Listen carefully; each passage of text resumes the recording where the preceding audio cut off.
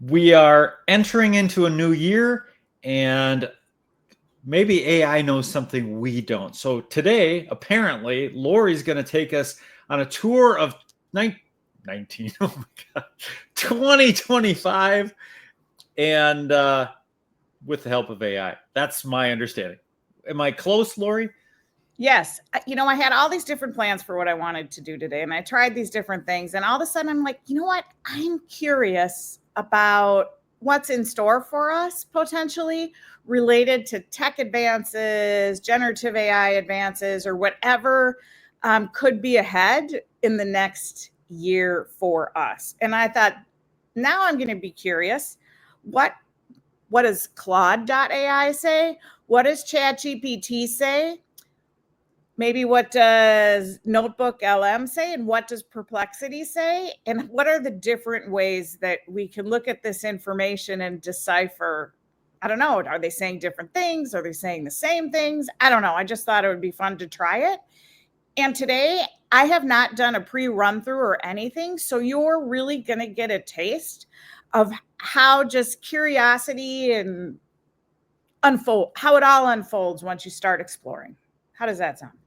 That sounds amazing. I know our audience is in for a treat because this is what you do. This is your superpower is to you get to these tools to extract what it has to give to us, and I'm really looking forward to it. So I think you're going to do an amazing job as always, as if I needed to say that. Anyhow, you're going to do great. So thanks. So we're going to start with Perplexity because I like the way that they do pages. And a lot of people are saying now that ChatGPT has search, will there be a need for Perplexity, right? Now that some of these tools have some of the same capabilities, what will that be like? So I thought this is a great way to kind of compare and contrast the different results. Excellent. All right. Let me know when you can see my screen. We can see it. All right. I'm going to start with something simple, like what do you want to know?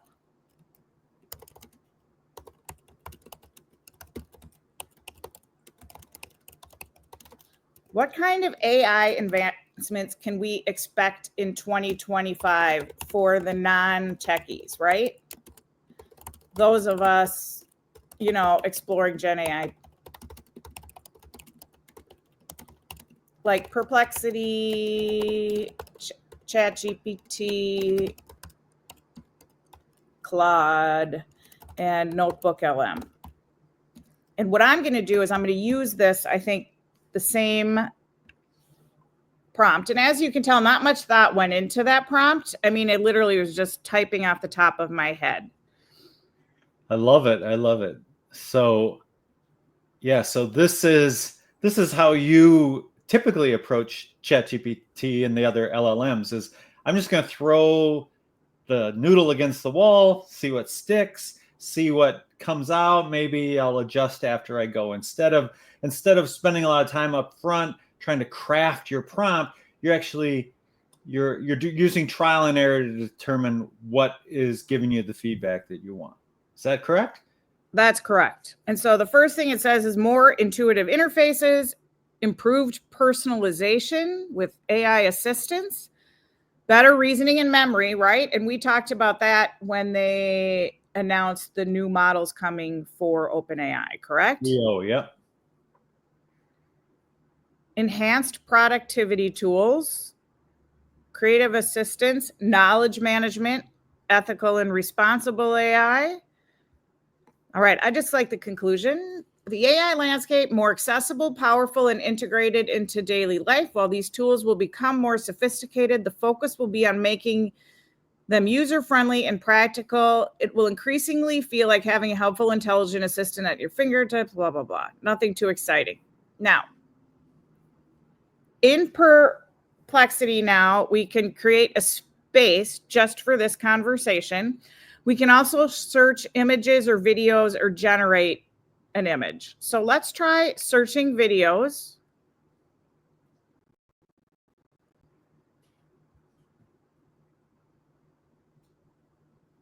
I don't know. It's hard to choose which one. So what's interesting here, notice I don't know who published these until I click on them. And then we can find images and we can generate an image. So what kind of image do we want? How about a photograph?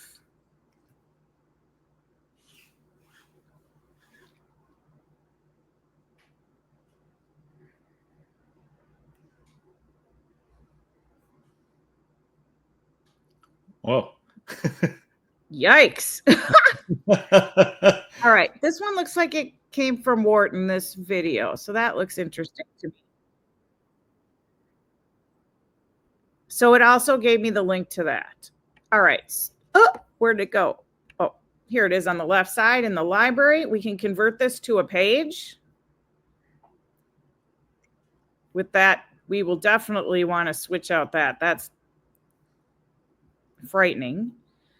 But it gives us kind of the sources. We could, once it creates a page, we could share this with other people. We can edit this image if we want. Notice it's still writing. So is this like in HTML or Markdown, or what can I mean, it looks pretty sophisticated. We can preview it. I know it publishes a link.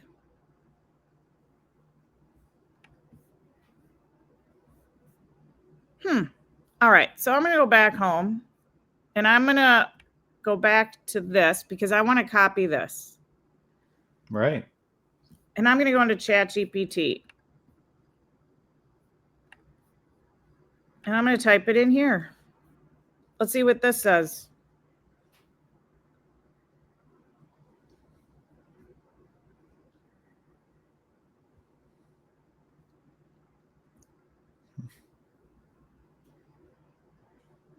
Drag and drop interfaces or pre-made templates to build AIs tailored to your unique needs. Okay, imagine a seamless workflow where ChatGPT drafts your idea, Perplexity provides research, and Notebook.lm organizes it all into a polished document or presentation without needing to juggle between apps. Dictate notes to your AI, upload a photo to analyze, which we're already doing, or have it generate both text and visuals, already doing. I think it's already doing some of what it says here. Right.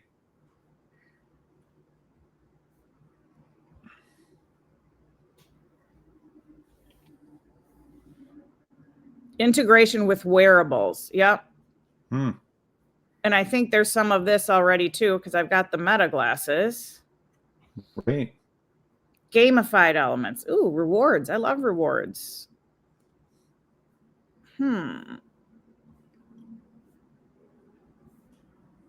So there we go. Now if we click share here, I think it just gives us a link. Now, what if we wanted to view tools? We could create a picture of this.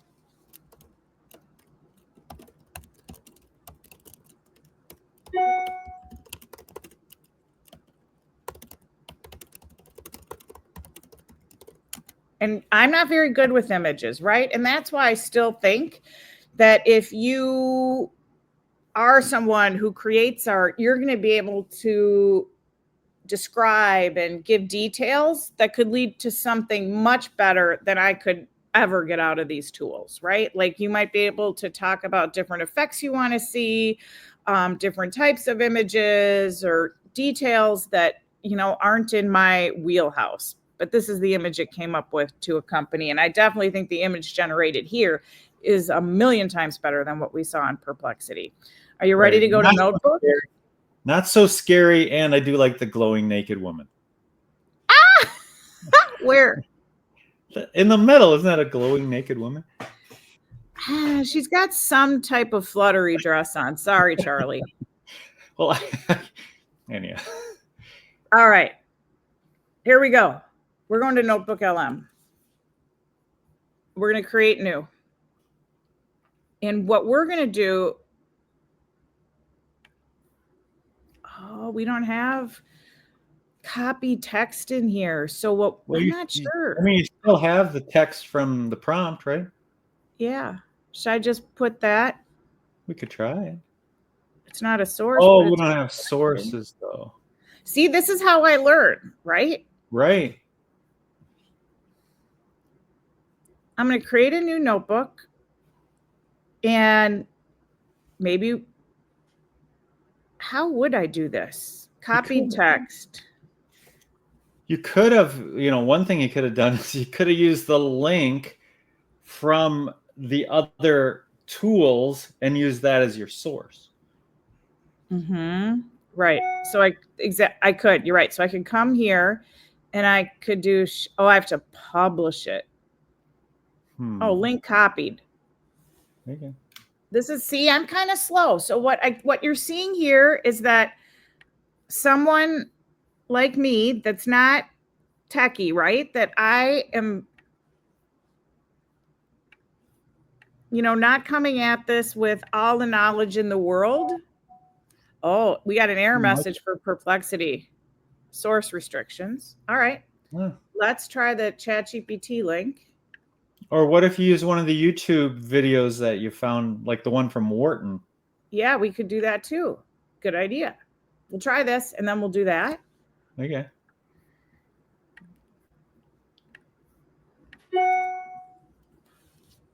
Nope. So those don't work. Fine.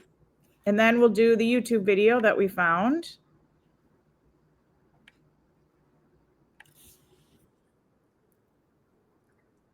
Oh, but it still has Perplexity. So we need to watch on YouTube. Excellent job.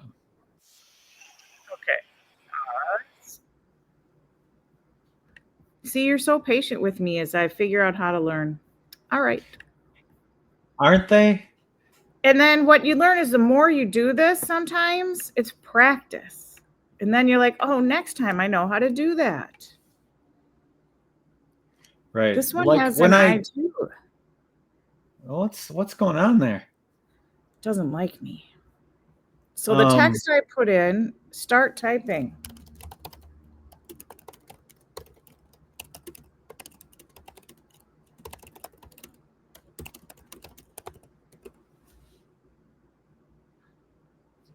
All right.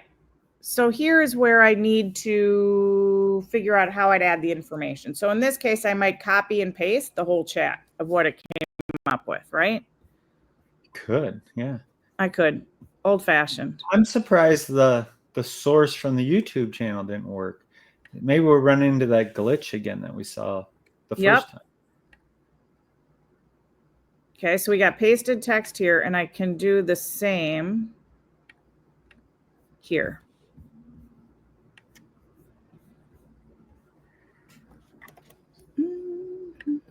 How am I doing on time? You're doing great. How far are we in? We're in 13 minutes. I'd probably want to rename those to what they are.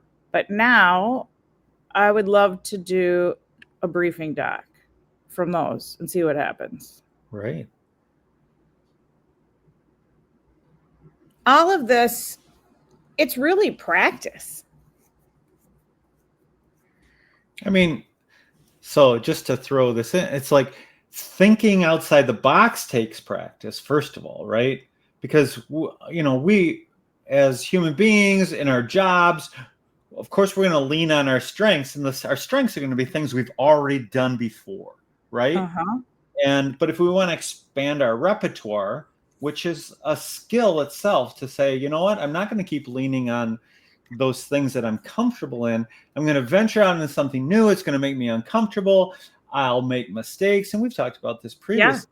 Yeah, totally. The payoff for that is you have a larger repertoire, and now you have more things that you can lean into as a strength, and you're not so pigeonholed into the small thing that you keep leaning on because you're already good at it. And so this is really, I think the audience should really appreciate, Lori, that you're coming in here, you're sharing, this is how I've tackled AI, because for all of us, it's new, right? I mean, even though you and I may have done it better than maybe our next door neighbor, it's still new to us, and we're still out there. In some ways, we're bound to fail because we haven't practiced it 100 times. And I really think that's, I don't think we can say that enough, because I think our audience are people who say, you know what, I want to explore this, but I don't know the boundaries. I don't want to look stupid. No one wants to look stupid. And so we're here to say, looking stupid isn't the end of the world. We'll come on the show and we'll look stupid, but you know what? Looking stupid isn't the end of the world. Being stupid out of self-imposed ignorance, that might be a different story. Not the end of the world, but it's something that I think is our obligation to fight against. I mean, we've got limited time on planet Earth, and we should take full advantage of all the opportunities. And AI is a huge opportunity. The world is changing, and you can sit back in the bleachers and watch, or you can get in the game and see how it can impact your life positively. You're not going to stop it. I'll tell you that. Nobody's going to stop it. I'm fairly nonplussed about all the fear of AI, because it's not there yet, that it's scary. And we don't even know if it's going to get there. 3.0 is coming down the road.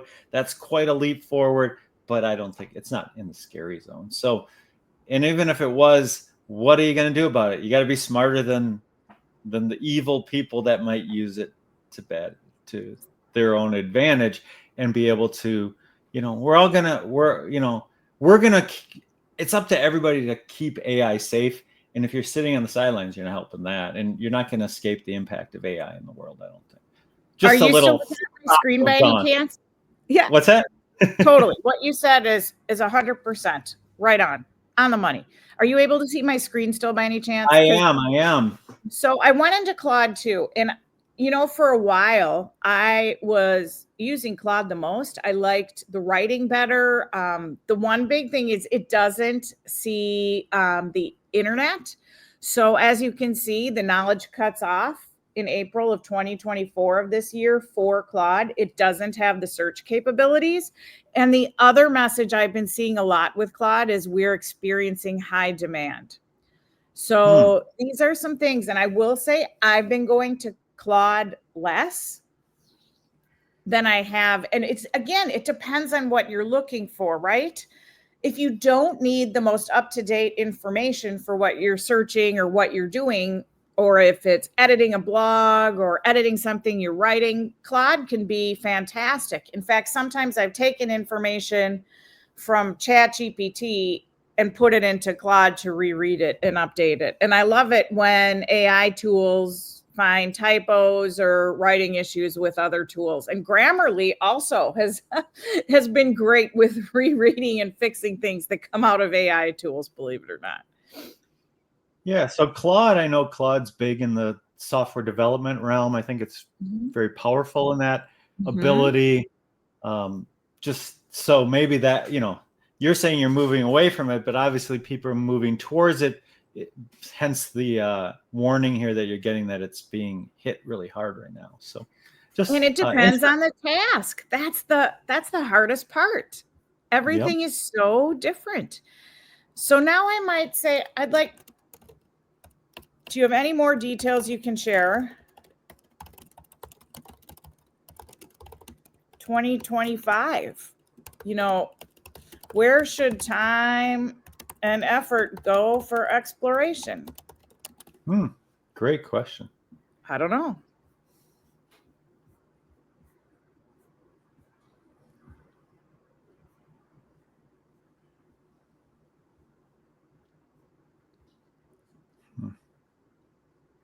Notion AI. Actually, that's a tool that I do want to spend more time on. There's a lot of potential. Have you used Notion much? I have not. I haven't used it at all, but I do know there's some integrations out there. I think we saw one the other day in one of our experiments. I thought we were looking at it, it's like, or maybe I was doing some research, but that new tool works with Notion AI, which is really kind of neat that there's starting to be some interconnectedness there. Canva, I'm seeing new AI tools every time I log in. So maybe one day we can look at Canva together. Yes.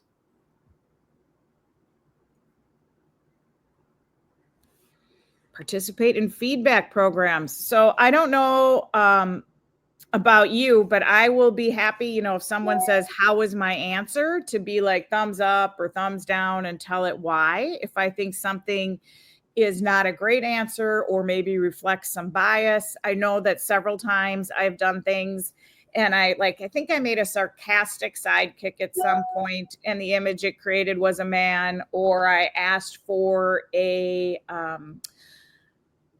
partner for help running a business. And again, the image it created for the GPT was a man. So I'm always giving feedback like that because I think it's interesting that it immediately came up with an image of a man instead of a woman. That is fascinating. And have you used Midjourney much? I did early on. I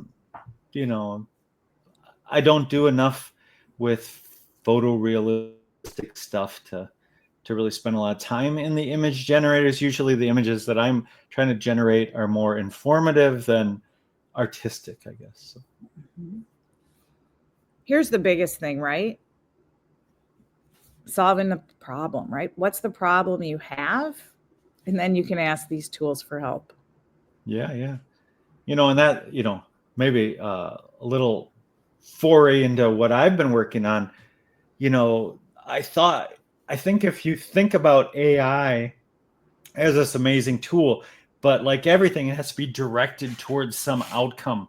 And sometimes that's not just, you can't go to ChatGPT and say, help me go into all these tools, and that's what agent's about, but go into all these tools and organize my life. Create an Excel spreadsheet and help me organize the event that's coming up. And so you're kind of building stuff in ChatGPT, maybe bringing it over, maybe saying create a spreadsheet, these sorts of things. But really, this idea of having my life and my goals say, is there a way to do this one thing? I spend a lot of time on LinkedIn. LinkedIn is a tool that I use to create business. And so I built through coding the tool to help LinkedIn do my sales prospecting using AI. So those kind of things, I think that's where things are moving. I did see a recent video about, it was the CEO of one of the big companies. I can't remember which one, but I think it was Microsoft. And it was Microsoft, the CEO. And he was talking about eventually having interoperability between tools. And basically you say, I want my LLM to go into this repository of data, really, because that's what they are. And it's like this repository of data might be, people, it might be data regarding, whatever, my machines, it might be government data, and so I'll go in there, I'll say, I want to find out, what's the effect on, rainwater and erosion over 20 years. And then you have access to that data and you're working with that data directly, things like that. Obviously maybe that one's already available, since all that publicly known governmental data might already be available, but maybe private data, giving access to private data. So yeah, search very, very complex data problems solved with AI. So that kind of ties into what my biggest conundrum is, right? As things are going to get better and better, how much time on stuff are we learning today that won't even be relevant by the end of next year? And I'll give you an example of that. I started a course yesterday related to Zapier, which can create automations with your email inbox, right? And this guy would like tag draft reply, and the next thing you know, if the email was from his wife, it would start like, "Hi, sweetheart," and it would give reply with the recipe for dinner or whatever. But I haven't gotten to the part where how he sets up all of these replies through Zapier, but I'm thinking, in 6 months, are we even going to need that? Or is that all going to be right within our Google Mail or Microsoft inbox or whatever it is? So that's kind of what I'm grappling with right now. How much time to spend in some of those types of automations and integrations, and how long will they be needed? Right. And I think it's going to be, in tiers. So obviously the Microsoft environment will create all this sort of interconnectedness within that. Google's environment will connect, within that. And eventually the question is, will people be able, will they be open? Because you kind of wonder where's the value proposition if everything's open to everything. And because right now, as we discussed in our last one, we're the product, so advertising is kind of the model, right? I'm going to sell you something because I know what you do. But when we get into these, when you have a tool that you could basically say, oh, and by the way, I don't want to see any ads. And ChatGPT or whatever tool it is knows how to get those ads out of there because it's smarter than the ad companies. It's all very interesting. In other words, what's the pricing model? Because let's face it, all this technology that we've gotten up to this point has been driven by income, by revenue. And what happens when the revenue models changes so dramatically that people can't figure out how to make money off it anymore, That's what's going to be so fascinating, right? And I heard the editor of the Minnesota Star Tribune speak, and it's going to change their revenue model as well. So yeah. I know that's why they're now working with these tech companies as well, and everything is going to shift. I can't even imagine what the revenue model is. Did that speaker give any indication of what the model would be based on? I think these tech companies will likely pay for the data, right? From the media companies, right? To be able to incorporate it. Okay. However, if I'm a customer or a client of the Star Tribune, let's say I advertise with the Star Tribune, digital advertising, I don't know enough to say. How about that? I would need to do more research. Yeah. Should we ask here? I do love this. I don't know if you're still sharing my screen. Yeah, I am. Yes. This mindset for 2025 is everything. And I think what our podcast does is this whole collaborate piece. By the two of us having our conversation, we're inviting you into this conversation as well. We want to hear from you because we definitely all need to be learning and uncovering things together.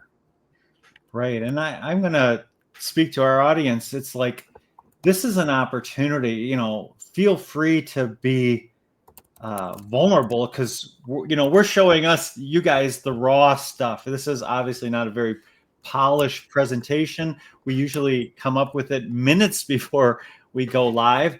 And the reason for that is we're trying to put ourselves in a position where everyone feels comfortable with this collaboration, with this growing. So feel free to comment, ask questions. Don't be shy. I think it can be a great opportunity for everybody, and feel safe in this community to come out and just say, hey, how does that work, or how does this work? And because we're all learning together. That's my point. AI powered. I feel like some of this is already happening.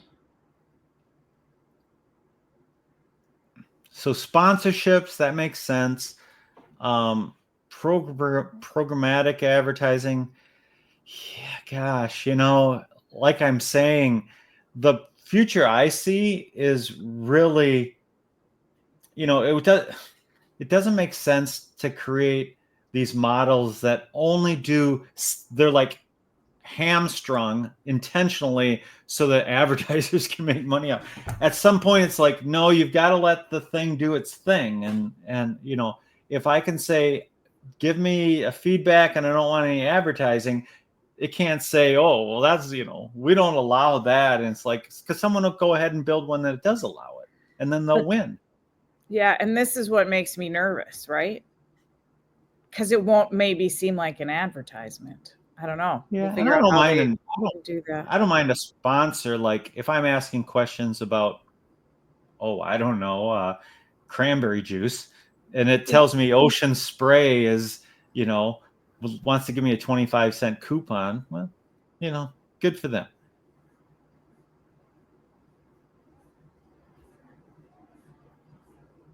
Kind of interesting. Well, that's a lot There of we go. stuff. I can be done sharing if we want. I have some more ideas for future segments off of this. No, that's great. Yeah, that's great. And I love that. I love, you're like, I can see the wheels turning there. Is that You what know you're what? saying? I'm okay striking out because believe it or not, when I go through exercises and it doesn't work, that's where I learn the most. And I'm like, oh, okay. So I hope everyone is okay kind of going through all of that. Yeah, no. I don't think it was I think it was a total win. I think what we saw was the ability to, and I do this all the time. I'm like, I don't know the answer to that. It's like, oh yeah, I've got a tool that can answer almost any question I could ask. And I literally forget that I have these tools right at my fingertips. In fact, I've been working on a project with the team and a new team that I haven't really worked with.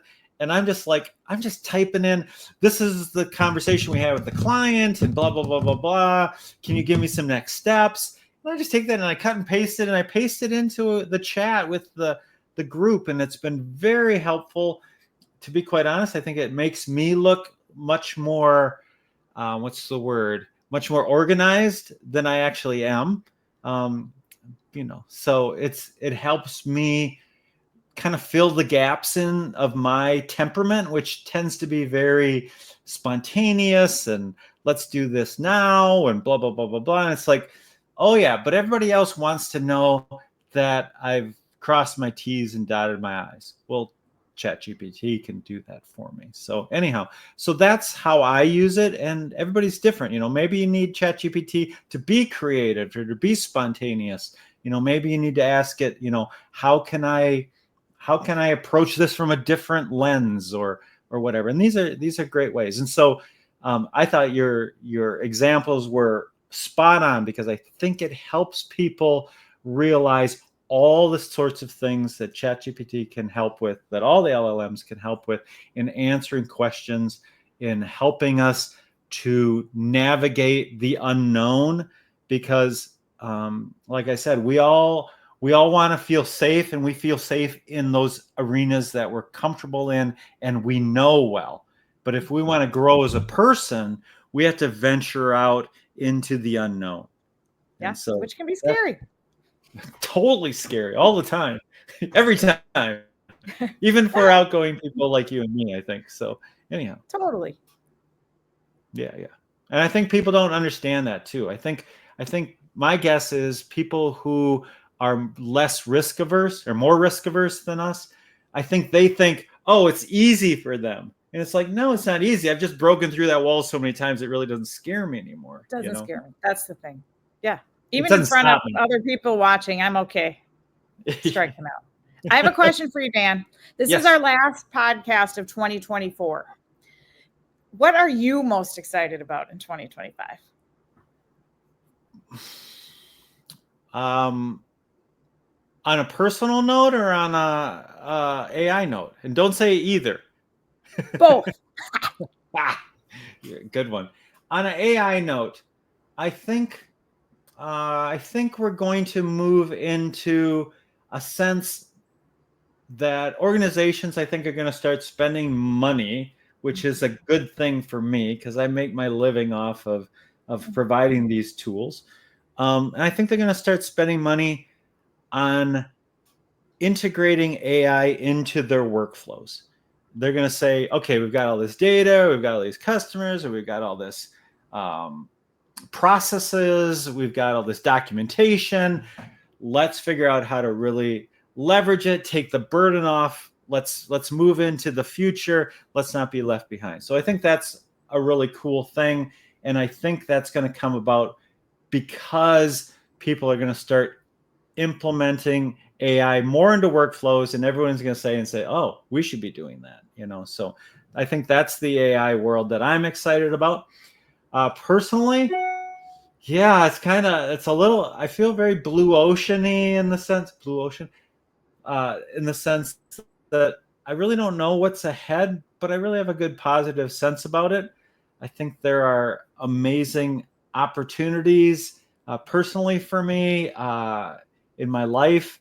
Yeah, I think it's going to be a very interesting year for me. I think there's going to be a lot of change, a lot of transition. I started out, I don't know if I shared this, but I think I did. I finally finished the floor in my house that I had put on hold for a long time. And maybe that's my way of kind of bringing in the new year. It's like, this year is going to not be stuck in the mud. It's going to be a forward moving year. And so that's what I'm hoping Love for. it. Love it. Thanks. How about yourself? Pray tell. With what I do, just I put I help with training wheels, right? For all the AI stuff, right? Baby steps. And I'm seeing more and more interest and more people saying that 2025 is their year to really be curious, start leveraging these tools, at least from the baby step standpoint of playing around, seeing what's possible. And I think what that does is it lays the groundwork for more of the projects and tech work when they're ready to build something. Does that make sense? Absolutely. Like, first, let them try these tools and see how it solves their problems, maybe more of a manual way, which leads to them building. That's my thought. Beautiful. I love that. I think that's true. And you're so close to the pulse of that you obviously have a really good feel for where the, not to say rank and file, because it's not rank and file, but where maybe the slightly risk averse people are in the process of adopting AI into their lives. And I really think when people first started using ChatGPT, the general public, November 2022, people were embarrassed, because I remember I brought a friend to this applied AI conference and I'm like, oh my gosh, she used it, to send out all these letters. And she's like, shh, don't tell. Like, there was a sense of guilt, like cheating. And I think 2024, you saw it ease a little bit and people became more comfortable talking about it. But I really think we're going to see a huge shift in 2025 of people being really open and maybe proud of how they're using these tools and learning from them. And they're going to be more open to speaking about it. And I think that's what I'm really excited about in 2025. That's great. And that shows so much, that's what I love about you, Lori, is that you really do care about helping these people move forward. And I think that shows in everything you do. And I'm really appreciative of that. What about on a personal level? 2025. It started in 2024, but I'm very lucky. I have both of my parents, right, who are 85 years old and still living out. It's pretty amazing. And every day I'm grateful for that. But we keep having family milestone events. And I have gone decades without seeing these family members. And we have more events coming up in 2025. Again, cousins I haven't seen since we were little kids. They grew up in other states. And I am just so excited to be with family and share our connections and our history. And it's really spectacular. And I'm, and now, because I have two boys, I'm excited for them to really get in touch with their family roots and get to know those of us. That's great. Kind of didn't spend much time together. Extended family it's such an amazing concept. It's like the tendrils of your ancestry reaching out over space. It's very reassuring, I think, to know that you have people there and there and there. That's great. Then I think about AI, right? And I'm like, while my parents are here, I need to get audio or everything of my mom telling all of her stories. Right. And just think at some point, maybe my kids, grandkids can be having conversations with my Yeah. mom. I don't know. So that's what I think about. Beautiful. That's beautiful. That's wonderful. Some people might call that eerie and like, no. You want to keep those beautiful people around, mm-hmm. So, and keep them around for the people that other beautiful people in your life. And I think Mm-hmm. that's wonderful. Well, that's great. And so thank you, everybody. Thanks for hanging out with us again at I don't even know if I gave us a proper introduction, but here we are at the Daily AI Experiment. And of course, my co-host, Lori, I'm Dan. And I hope everyone has a great New Year's Eve and a great New Year as we begin. You probably won't see us tomorrow. I'm not sure. We haven't really planned whether we're going to meet tomorrow and bring something, but we'll definitely see you later in the week. We've got a happy hour plan for Friday. And what's the time on that? 3:30? Is that correct? I think by the time we actually go live, it'll be 4 o'clock Central Standard Time. Please feel free to join us. Before the Gopher game. The Gopher game. Yeah. Yeah, for sure. You betcha. Anyway, you betcha. And that's all I got. You got any final words, final thoughts? Happy New Year. Happy New Year. Thanks, everybody. Don't forget to like and subscribe, and we'll see you soon.